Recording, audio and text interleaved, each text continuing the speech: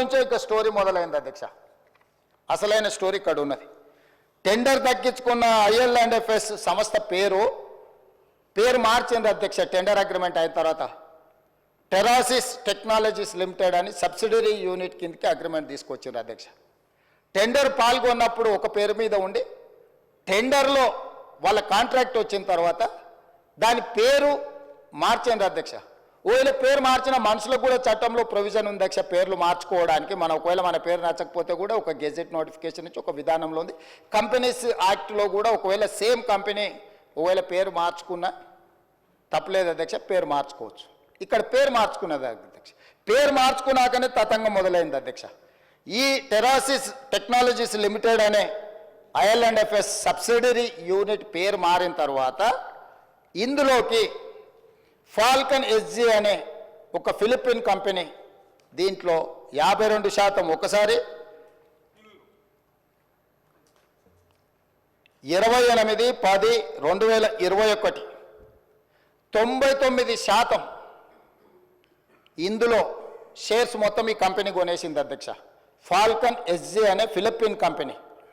ఈ కంపెనీ కొన్న తర్వాత ఇది ఇక్కడ ఆగింది అధ్యక్ష, ఆగలే. ఈ ఫాల్కన్ SG కంపెనీ నుంచి ఫాల్కన్ ఇన్వెస్ట్మెంట్స్ అనే కంపెనీ సింగపూర్ కంపెనీ ఇందులోకి వచ్చింది అధ్యక్ష.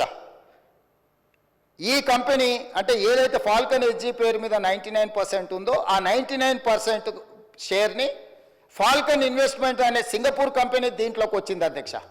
1% మిగిలిపోయింది కదా అధ్యక్ష. ఆ 1% గాదే శ్రీధర్ రాజు ఎవరైతే ఉన్నారో ఆ 1% అతను కొన్నాడు అధ్యక్ష. 1% ఈ కంపెనీలో షేర్ కొన్న గాదే శ్రీధర్ రాజు ఈ కంపెనీకి CEOగా మారిండు అధ్యక్ష. అంటే యువరాజు గారి మిత్రులు ఏ రకంగా ఇందులోకి తెర వెనుక నుంచి లోపలికొచ్చి దీన్ని మొత్తం తమ చేతిలోకి ఏ రకంగా తీసుకున్నారో గాదే శ్రీధర్ రాజు గారిని ఈ ఫాల్కన్ ఇన్వెస్ట్మెంట్ ఈ కంపెనీకి ఓనర్ను అంటే CEO చేసేసి వ్యవహారం మొత్తం గాదే శ్రీధర్ రాజు చేతికి అప్పచెప్పారు అధ్యక్ష. ఇది ఇక్కడ కూడా ఆగిందా అంటే లేదు అధ్యక్ష. ఫాల్కన్ ఇన్వెస్ట్మెంట్స్ మళ్ళీ వాళ్ళ దగ్గర ఉన్న 99% షేర్లని 100% కింద మొత్తం అంటే మొత్తం వాళ్ళకు ఉన్న మొత్తాన్ని మళ్ళీ అమ్మినారు అధ్యక్ష. దాంట్లోకి ఎవరు వచ్చారు అధ్యక్ష? Sparrow investments, GW sky private limited, Hillbrook investments వీళ్ళు ఒకవైపు వచ్చిండ్రు అధ్యక్ష. అది వీ యజమానులు ఎవరయ్యా అంటే రాహుల్ గోస్వామి, ఆనంద్ కుమార్ వీళ్ళందరు ఓనర్లు అధ్యక్ష. ఈ 3 కంపెనీల నుంచి మళ్ళీ హిల్బ్రూక్ ఇన్వెస్ట్మెంట్స్ నుంచి కొనుక్కున్న company gateway fund to LP అనే ఇంకొక సంస్థ వచ్చింది అధ్యక్ష. దాంట్లో నుంచి మళ్ళీ స్పారో ఇన్వెస్ట్మెంట్స్ నుంచి కొనుక్కున్న దాంట్లో గేట్వే ఫండ్ టు LLP ఇందులోకి వచ్చారు అధ్యక్ష. అంటే అల్లిబిల్లి కంపెనీలు అన్నిటిని పెట్టుకుంటూ ఈ కంపెనీలన్నిటి ద్వారా చివరికి వాళ్ళు ఎక్కడికి చేరింది అధ్యక్ష? ఈ గేట్వే ఫండ్ టు LLP కానీ LP కానీ గేట్వే ఈ లొకేషన్స్ ఇవన్నీ ఒక కంపెనీ రాహుల్ గోస్వామి అండ్ ఆనంద్ కుమార్ అనే కంపెనీ కేమెన్ ఐలాండ్స్ అధ్యక్ష. రెండో company gateway fund to location British virgin islands అధ్యక్ష. ఈ కంపెనీల గురించి మీకు చెప్పాలంటే అధ్యక్ష, ఏదైనా ఈ ప్రపంచంలో ఆర్థిక నేరాలు చేయడానికి ట్యాక్స్ హెవెన్ కంట్రీస్ అంటారు అధ్యక్ష. ప్రపంచంలో ఏ దేశంలో అయినా ఏ ప్రాంతంలో అయినా ఆర్థిక నేరాలకు పాల్పడే కంపెనీలు ఆ దేశానికి ఎట్లా ఫుల్ ప్రూఫ్ ఉంటుంది అధ్యక్ష? ఆ దేశంలోకి పోయి నువ్వు ఏ దేశంలో ఏ నేరం చేసినా ఆ దేశంతో ఎలాంటి ఒప్పందాలు ఉండవు అధ్యక్ష. అతన్ని పట్టించరు, ఆ కంపెనీ వివరాలు చెప్పరు, దానికి ఏం సంబంధించింది ఏం చెప్పరు అధ్యక్ష. అదేవిధంగా ఇందులోకి గాదే శ్రీధర్ రాజు గారు రిలేటెడ్ కంపెనీలు పారాడిమ్ ఇన్నోవేషన్స్ LLC, అదేవిధంగా క్వాంటెల్లా INC ఈ 2 అమెరికా కంపెనీలు వచ్చినాయి అధ్యక్ష. సో ఎక్కడైతే టెరాసిస్ టెక్నాలజీస్ లిమిటెడ్లో బయలుదేరిన మన స్టేట్ అగ్రిమెంటు ఫిలిపిన్ దేశానికి పోయింది, ఫిలిపిన్ దేశాన్ని నుంచి సింగపూర్ దేశానికి పోయింది, సింగపూర్ దేశాన్ని నుంచి మళ్ళీ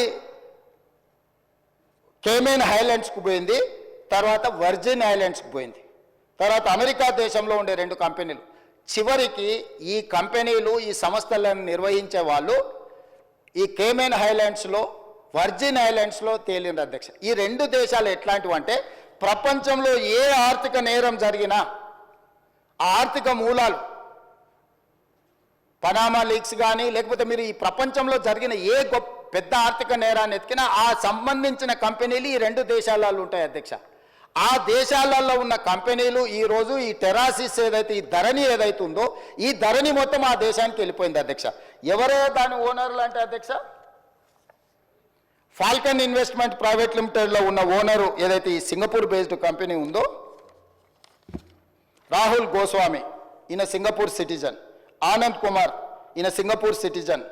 లతికాదేవి అమ్మ, daughter of Radhakrishna Pillai, Singapore citizen అధ్యక్ష. వీరితో పాటు అధ్యక్ష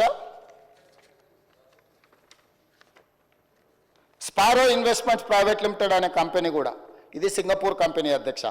స్పారో ఇన్వెస్ట్మెంట్, ఇది ఈ టోటల్ ఈ ఉండే కంపెనీలు అని కూడా ఇవి సింగపూర్ సంస్థలు అధ్యక్ష. అదేవిధంగా అధ్యక్ష జీడబ్ల్యూ స్కై ప్రైవేట్ లిమిటెడ్ అనే సంస్థ కూడా సింగపూర్దే అధ్యక్ష. జీడబ్ల్యూ సేమ్ వీళ్ళందరూ. తర్వాత పారాడిమ్ ఇన్నోవేషన్స్ ఎల్ఎల్సి అనేది అమెరికన్ కంపెనీ అధ్యక్ష.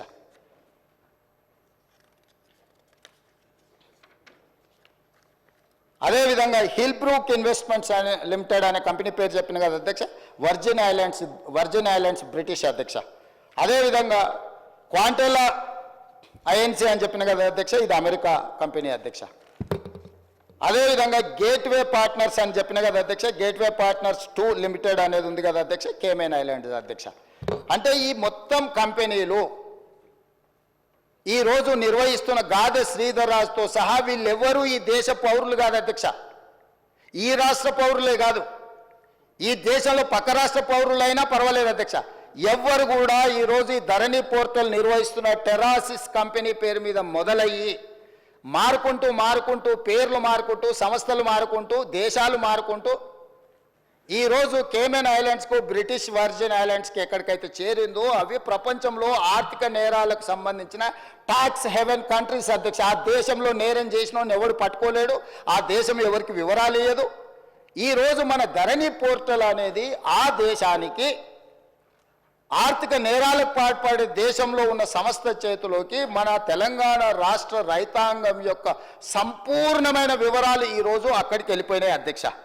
ఇది ఘనత వహించిన 80,000 పుస్తకాలు చదివిన, తన మెదడంతా రంగరించి తయారు చేసిన, అమెరికాకి వెళ్ళి ఐటీలో లక్షల కోట్ల రూపాయలు సంపాదించే ఉద్యోగాన్ని వదులుకొని తెలంగాణను ఉద్ధరిద్దామని వచ్చేసిన the great IT and industries minister mister Kalvakuntla Taraka Rama Rao గారి నేతృత్వంలో పిలిచిన ఈ టెండర్ ఏ సంస్థ పిలిచింది అధ్యక్ష? TSTS, Telangana state technology centre services. అది ఎవరి ఆధ్వర్యంలో? ఐటీ మినిస్టర్ ఆధ్వర్యంలో ఉంటుంది అధ్యక్ష. రెవెన్యూ డిపార్ట్మెంట్కు సంబంధించిన వ్యవస్థను నిర్వహించడానికి టెండర్ పిలవడానికి TSTSకి ఇస్తే TSTS టెండర్ పిలిచి ఆ శాఖ మంత్రి కేటీఆర్ గారు ఈరోజు వీళ్ళందరూ ఇప్పుడు నేను చదివి వినిపించిన వాళ్ళు, గాదె శ్రీధర్ రాజు, రాహుల్ గోస్వామి, ఆనంద్ కుమార్, ఇట్లాంటి విదేశీ పౌరులు విదేశీ సంస్థల చేతుల్లో ఉన్న కంపెనీలో ధరణి పోర్టల్ పెట్టడంతో పూర్తిగా భద్రంగా ఎవరికి తెలియకుండా ఇదొక కాంట్రాక్చువల్ అగ్రిమెంట్ అధ్యక్ష. రెవెన్యూ డిపార్ట్మెంట్కు భూ యజమాని అయిన నాకు, మా ఇద్దరికి సంబంధించిన వ్యవహారం అధ్యక్ష.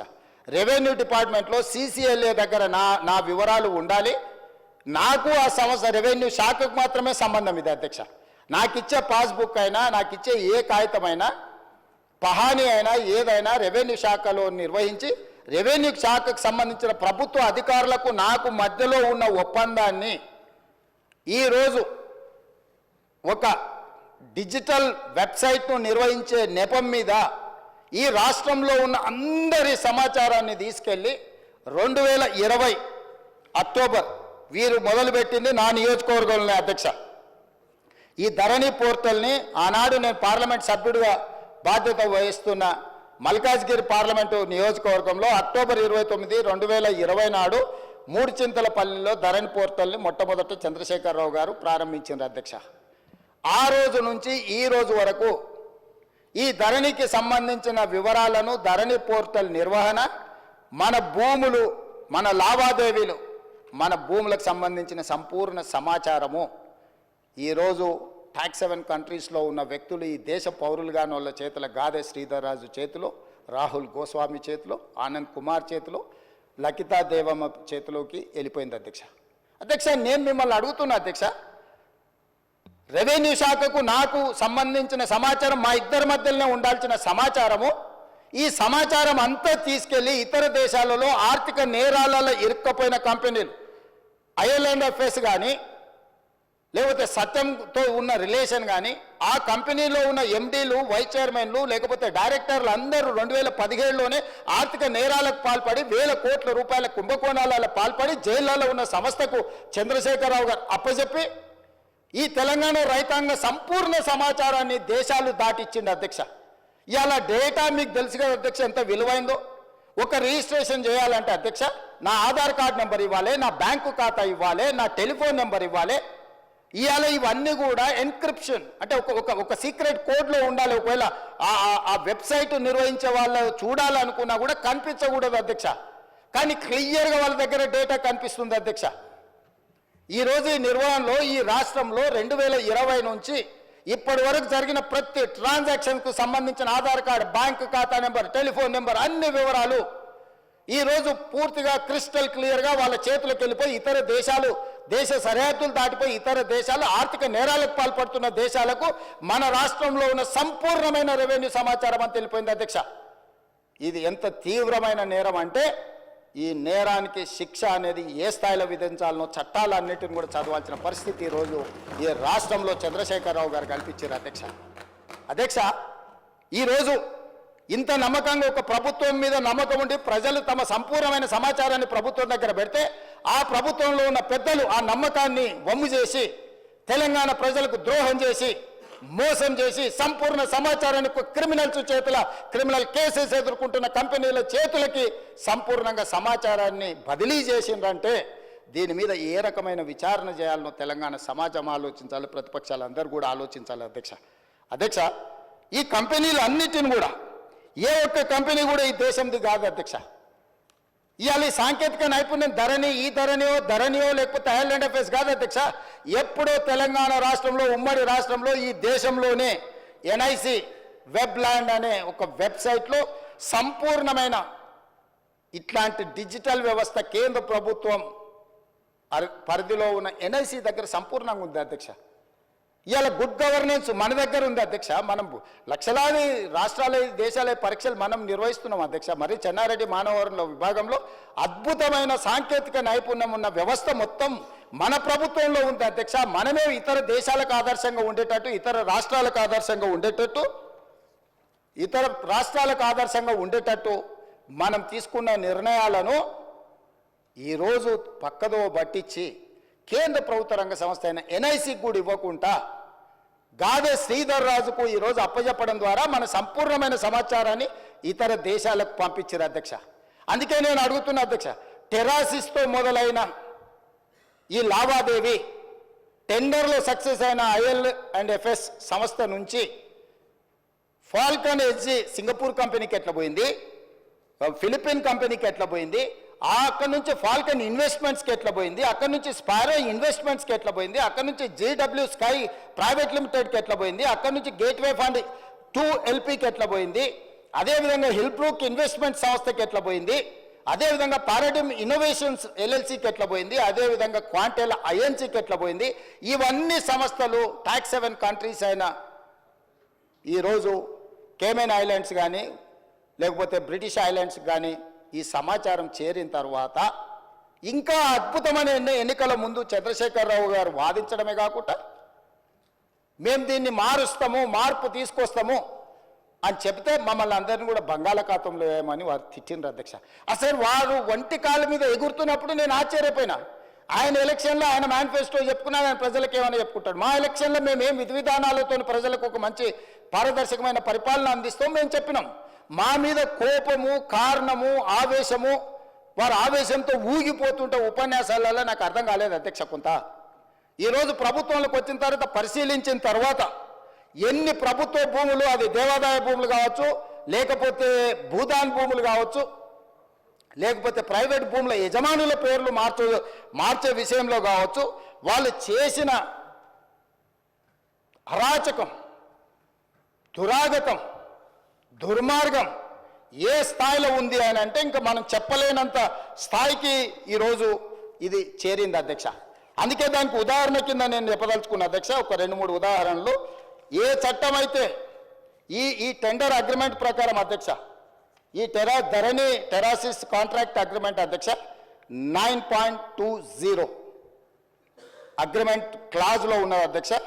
ద ఐఏ అంటే implementing agency should to be the best of his efforts, avoid any change in the organization structure proposed for execution of this contract or replacement of any manpower resource appointed.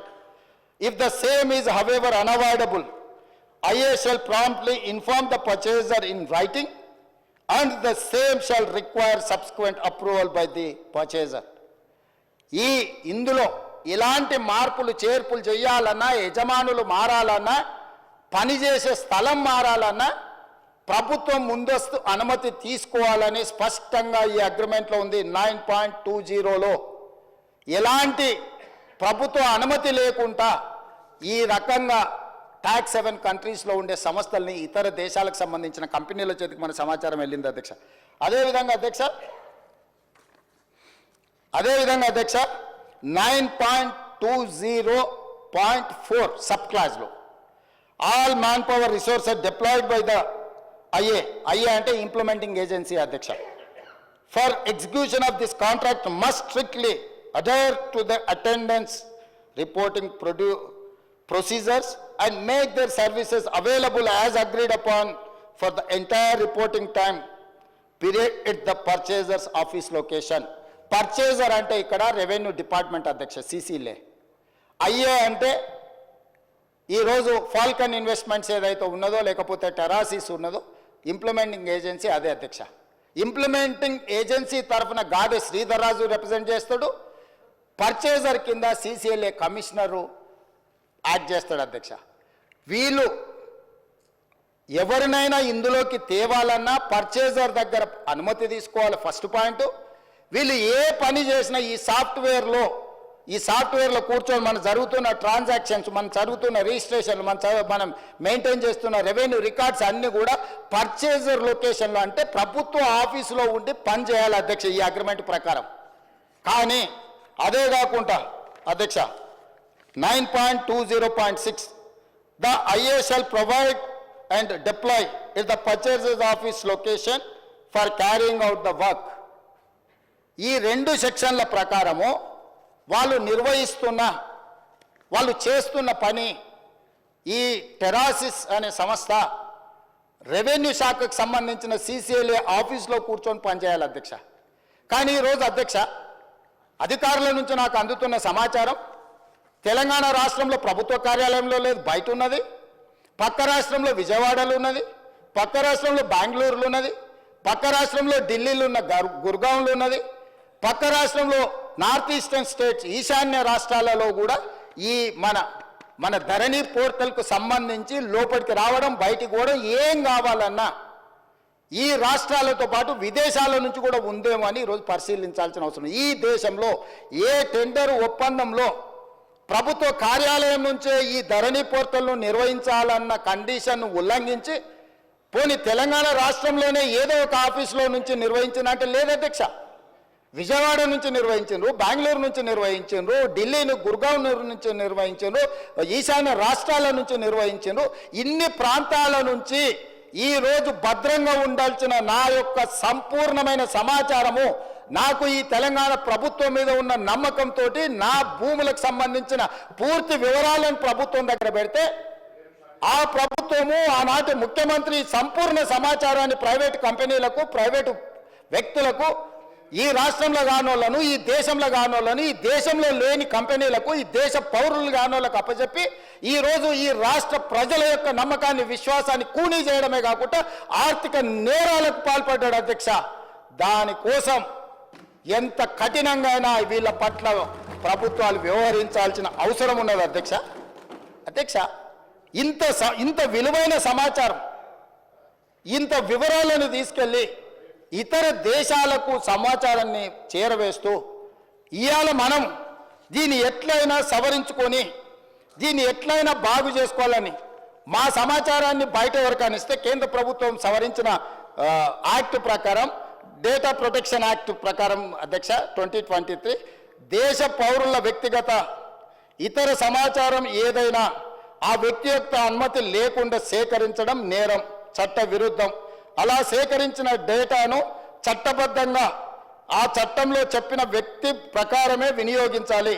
ప్రభుత్వానికి ప్రజల మధ్య ఉండాల్సిన విశ్వసనీయత లేకుండా నిబంధనలను ఉల్లంఘించారు.